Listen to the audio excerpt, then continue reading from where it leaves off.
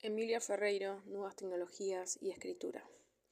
El uso del computador y Internet como nuevo medio de comunicación ha traído algunas modificaciones de la escritura de los jóvenes cibernautas, quienes han creado formas diversas de escribir en el chat y correos electrónicos, e incluso en los teléfonos celulares. Pensando que quizás más de algún docente podría estar preocupado de la revolucionaria redacción de sus alumnos, nos contactamos con Emilia Ferreiro, reconocida a nivel mundial por su experiencia en alfabetización, quien a través de un artículo que elaboró especialmente para Revista Docencia aporta a nuestros lectores una interesante perspectiva en esa nueva realidad.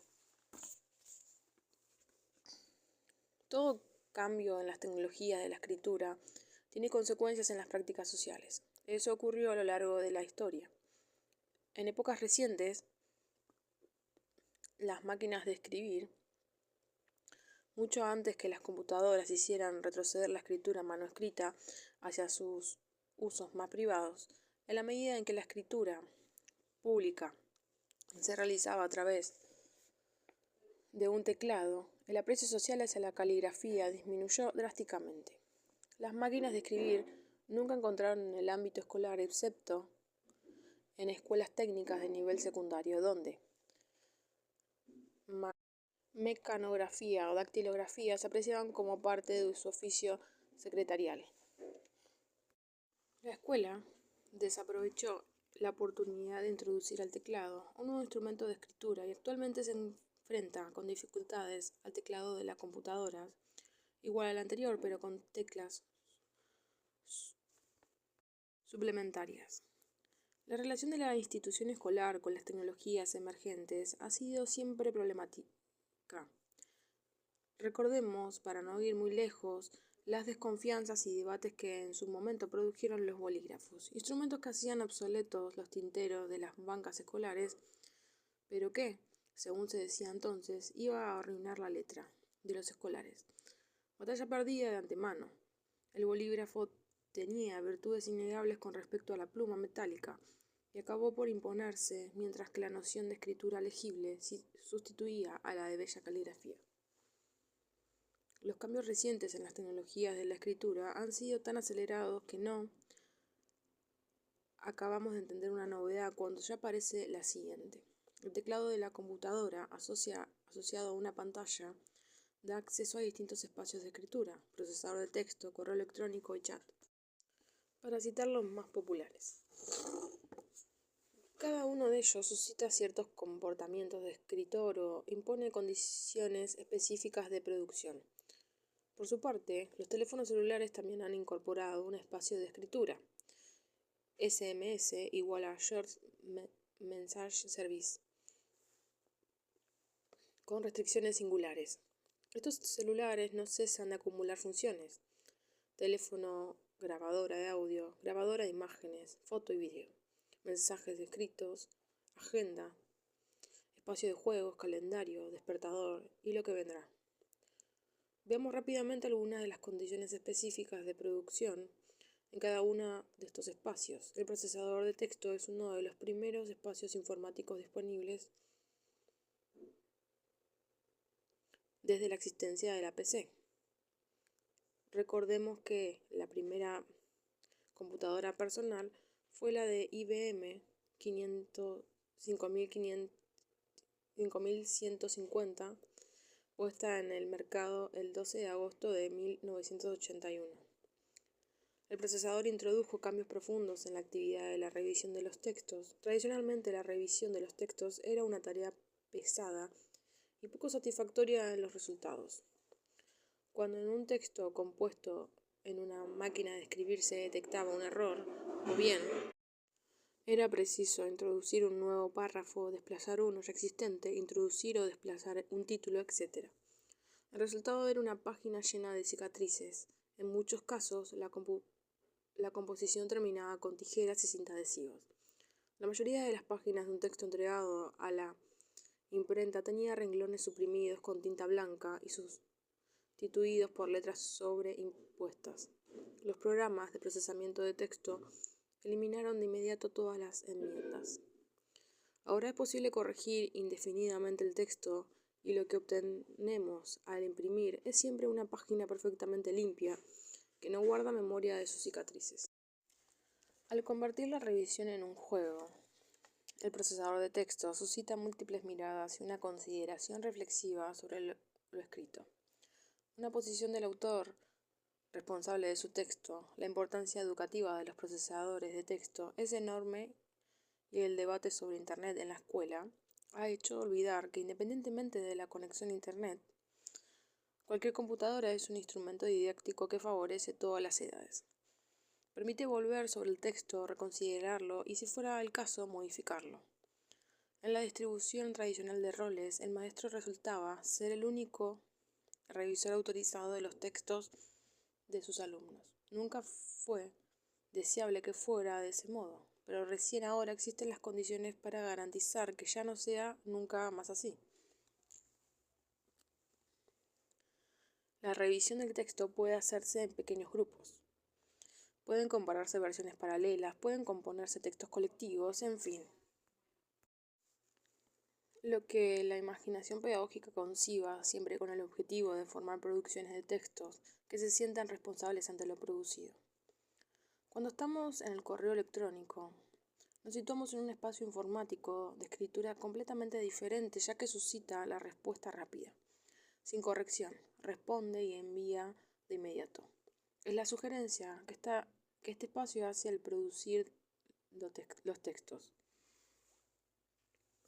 Un tema por mensaje es la otra restricción sugerida, no solo porque el tema tiene un lugar propio asignado en el diseño, sino porque sabemos que para facilitar la conservación del mensaje en una carpeta del destinatario es mejor no mezclar temas. La ausencia de corrección es propia de estos mensajes, en donde se registran todo tipo de anomalías, malas separaciones entre palabras, ausencia de diacríticos, deficiente organización de espacios, incluso errores de ortografía. Todas estas anomalías pueden aparecer en mensajes enviados por personas con altos niveles de alfabetización que jamás se permitirían tales licencias en una carta en papel. Más aún, en los primeros tiempos del correo electrónico, este medio era poco acogedor con los diacríticos. Era mejor enviarlos para evitar la aparición de signos extraños en la computadora del destinatario. Muchos aprendimos entonces a escribir de dos maneras, con acentos en el procesador de textos y sin acentos en el correo electrónico. La poca sensibilidad hacia los diacríticos tiene, por supuesto, un origen innegable. Se trata de programas desarrollados desde el inglés, que ignora las complejidades de otras tradiciones de escritura. El chat, por su parte, es un espacio que suscita la respuesta ultra rápida. No intento traducir esta página porque ya está incorporada en la lengua oral al verbo chatear. Se pueden mantener conversaciones simultáneas con varios participantes y hay que leer con la misma rapidez las respuestas que se reciben. Es normal que aparezcan abreviaturas por falta de tiempo. También es normal la ausencia de retórica. Adicionalmente, hicieron su aparición los emoticones, o sea, el uso de marcas de puntuación con componentes de un icono que intenta transmitir de manera sintética el estado de ánimo de los participantes. En poco tiempo, esas caritas constituyeron un conjunto de iconos predeterminados a los cuales se puede recurrir fácilmente. Finalmente, en el celular, el SMS es un espacio que suscita al máximo las abreviaturas, imponiendo un número limitado de caracteres en el mensaje. Para comprender los procedimientos de los usuarios de los nuevos medios electrónicos es preciso determinar un momento de las abreviaturas. Algunos soportes escritos que utilizan regularmente abreviaturas diversas, por ejemplo, la sección de avisos clasificados de los periódicos es dominio privilegiado de las abreviaturas y la reducción de la sintaxis. Hay abreviaturas de amplio uso social que no tienen reglas homogéneas de composición. Algunos ejemplos muy conocidos en el español son los siguientes. Doctor, Dr. Se constituye con la primera y última letra de la palabra. Lic.tel punto, licenciado telefónico, utiliza las 3 primeras letras, abreviatura por suspensión. N, número, emplea primera y la última letra, pero en esta última con tipografía reducida. 1, primero, es una abreviatura singular, ya que el número 1 no es leído con su función cardinal, sino ordinal. Y aparece la última letra de este nombre ordinal con tipografía reducida, después en caso de coexistencia de números y letras. Estamos tan acostumbrados a estas abreviaturas que ya no reparamos en la variedad de modos de composición que las caracterizan. Las hemos heredado y las leemos sin mayor problema, incluso sin reconocer que la abreviatura es, por definición, una violación de los principios de base de la escritura alfabética. Tampoco reparamos en el hecho de que hay nuevas abreviaturas que se constituyen continuamente. Por ejemplo, en las direcciones electrónicas de los nombres de los países están abreviados no siempre de la misma manera. España es ES, pero México es EMS, MX. También los nombres que inventamos para nuestros correos electrónicos son variados sobre el tema de las abreviaturas, así como las contraseñas, en las cuales frecuentemente se usan números junto con letras. Es útil saber que las abreviaturas son muy antiguas. Ya existían en la Roma antigua y fueron extremadamente populares entre los copistas en la Edad Media, época en que fueron justificadas por permitir utilizar el máximo de caras y escasas superficies de los pergaminos, y también porque se trataba de comunidades de lectores restringidas que podían anticipar con relativa facilidad lo escrito abreviado. Desde el siglo II, anterior a nuestra era, las inscripciones latinas presentan un abundante empleo de abreviaturas. En general, los nombres propios eran abreviados con las primeras letras o incluso con la pura inicial. Augustus, AUG, Servius, Ser, Aulus, C, Caius, M, Marcus. También se abreviaban nombres frecuentes, F, Filius, o sea, hijo, y se duplicaba la letra para indicar el plural, FF, Fili, hijos.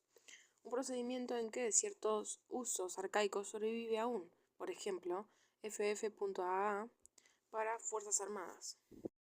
Hay incluso largas expresiones donde todas las palabras están abreviadas con la pura inicial, lo cual supone una comunidad capaz de comprender y resistir lo no escrito.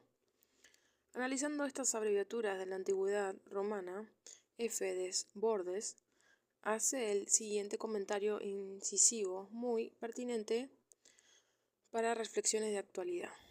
En realidad, la idea que uno puede hacerse de la escritura varía considerablemente según se la relacione con la oral anterior que ella debe representar o con la oral posterior que ella tiene la misión de suscitar. En el esquema oral, la escritura se encuentra entre dos funciones, la de ser un análisis del oral o la de dar los medios para producir lo oral. Ahora bien, se pueden dar esos medios sin pasar por un análisis detallado del oral. Y si las condiciones prácticas se imponen a las condiciones científicas, el ideal fonográfico ya no tiene sentido.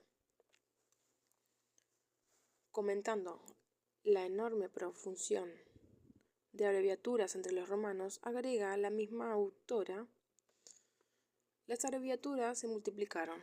Pueden tener una complejidad desconcertante para el profano de ciertos dominios, especializados como el derecho, al punto que Probo y Suetonio debieron escribir listas explicativas y el emperador Justiniano terminó por prohibir su uso. Las abreviaturas y otros procedimientos de reducción de lo escrito, como las notas tironeanas, que no es el caso de discutir aquí, tienen su justificación en la idea de que no es necesario detenerse en la repetición exacta y minuciosa del sonido para tener una comunicación satisfactoria, por lo menos entre iniciados. Es en el contexto histórico que conviene considerar producciones de los jóvenes de hoy, en espacios como chat y SMS. En efecto, se trata de comunidades de iniciados que pueden resistir lo abreviado.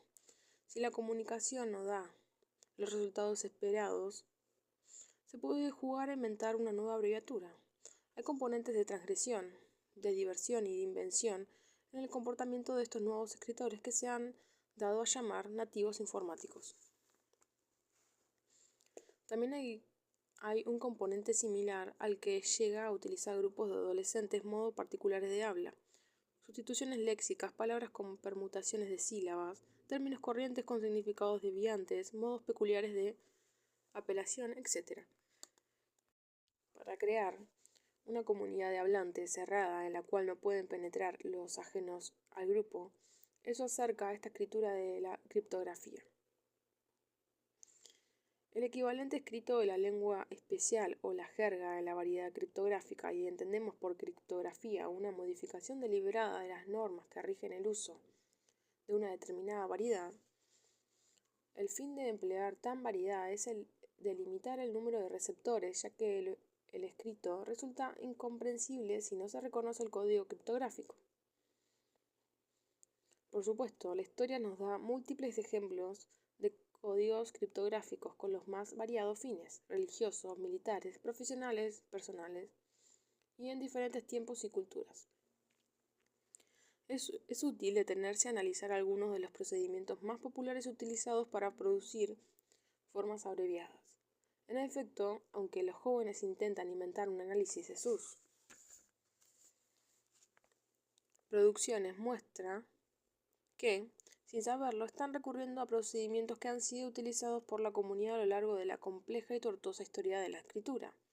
Pero también están recurriendo sin saberlo a procedimientos que los niños intentan e inventan durante su proceso psicogenético de comprensión del sistema alfabeto de escritura.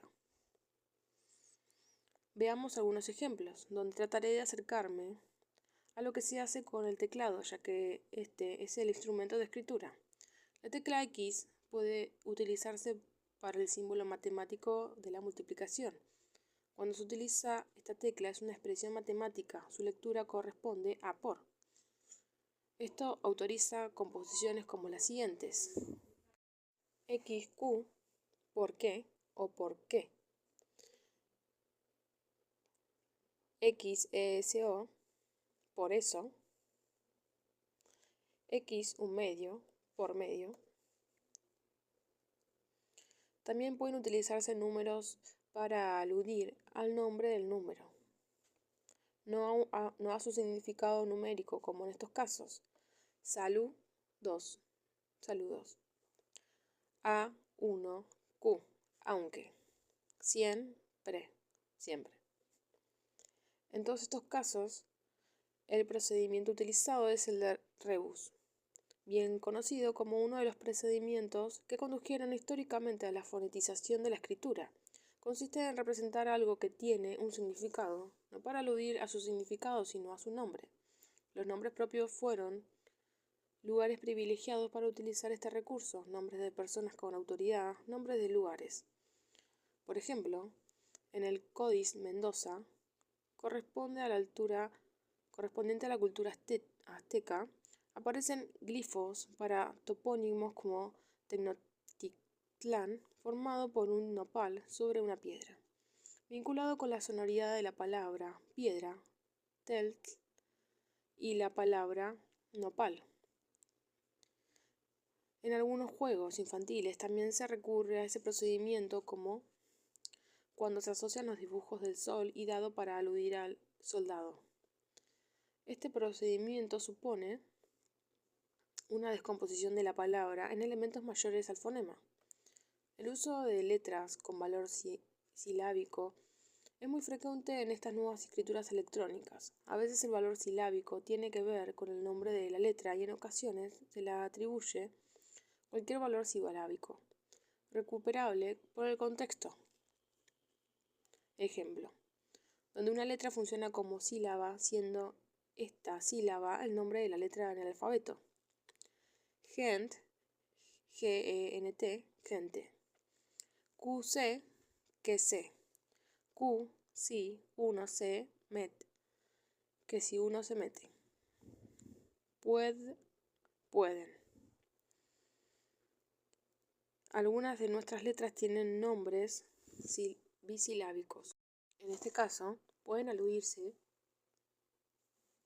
a una parte del nombre, como en el caso de S, utilizada para la sílaba es, o M, para la sílaba me. Yo, S, estoy, yo igual estoy. M, gusta, me gusta. El uso de consonantes con valores silábicos variados, restituibles por contexto, es muy frecuente. T2, todos. Loc, lo que. C2, cuando. La mezcla de letras con valores fonéticos junto con otras con valores silábicos es propia del cierto nivel de la psicogénesis en el niño, que hemos llamado periodo silábico alfabético. Durante ese periodo los niños pueden escribir camisa como K, M, I, S, A, o bien quizá.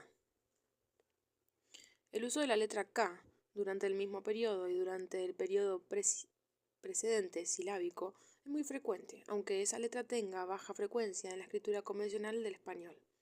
Las razones por las cuales los niños suelen elegir esa letra es que es muy confiable, mientras que la letra C es poco fiable.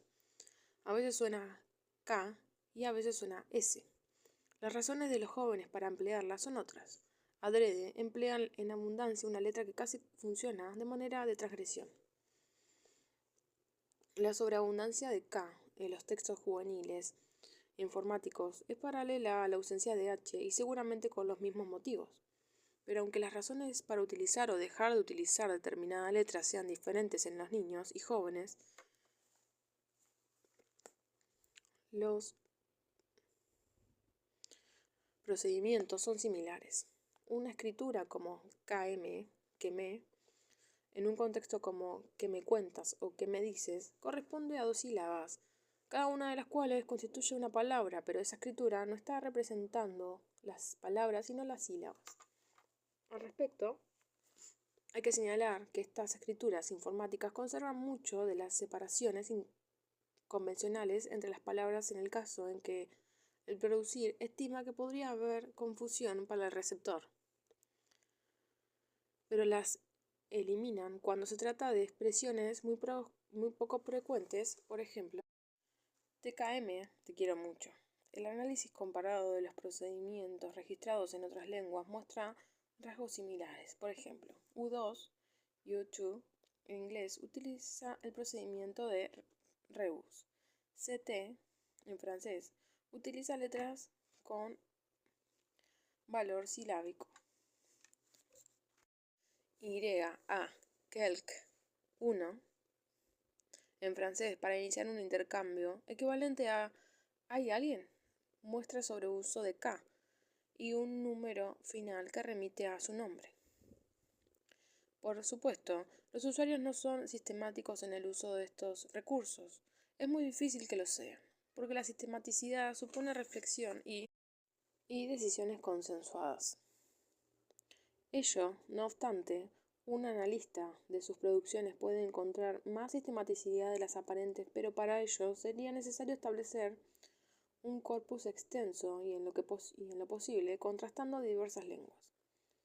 La inquietud del medio adulto y particularmente del medio docente con respecto a estas escrituras me parece injustificada. En primer lugar, nadie está en condiciones de prohibirlas ni de reglamentar su uso. En segundo lugar, para transgredir hay que conocer. La escritura que ha podido analizar deforman la escritura de casi todas las palabras, pero mantienen casi todos los espacios interpalabras, excepto en los casos en donde se juntan preposiciones con artículos, pronombres clíticos y otros elementos ajenos a las palabras plenas. Eso mismo hacen los niños cuando aún no dominan la definición de palabra gráfica, que establece la escritura normativa. Si escriben frecuentemente de esta manera, ¿ya no sabrán escribir de la manera convencional? Me parece un temor poco fundado. Hace poco la queja reiterada era que los jóvenes no escribían. Ahora escriben, pero no como quisiéramos. De hecho, el aprendizaje de la lengua escrita influye en el aprendizaje de las condiciones pragmáticas de su uso. Hay que aprender a redactar cartas formales y también hay que aprender a desprenderse de la formalidad para redactar una carta íntima. El modo de la redacción de un pedido a la autoridad no puede ser el mismo que el de un pedido hecho a la persona más querida del entorno. Lo que molesta a primera vista en estas escrituras es su carácter marcadamente desviante. Claro que es un desvío con respecto a la norma, pero también es una marca de no destinatario, o sea, un intento de excluir a un otro de la comunidad de referencia. No escriben para que cualquiera lo lea. En ese sentido, es criptografía. He escuchado docentes en posiciones extremas. Algunos tratan de alertar sobre los peligros para la lengua a través de la escritura de estos destinos juveniles. Hay otros van al extremo opuesto y proponen espacios escolares para chatear, incluyendo a los profesores. Tomando una actitud más reflexiva, me parece que pueden proponerse otras cosas. Por ejemplo, el estudio de los procedimientos para abreviar es en sí mismo un tema interesante y bien podría incorporarse a la reflexión escolar sobre la lengua, aprovechando este auge de las abreviaturas. En todo caso, estas escrituras ofrecen un interesante campo de indagación para los investigadores, precisamente porque vemos reaparecer algunos antiguos procedimientos utilizados durante la gestación histórica de los sistemas de escritura, así como procedimientos que representan hitos fundamentales en la psicogénesis de la escritura del niño.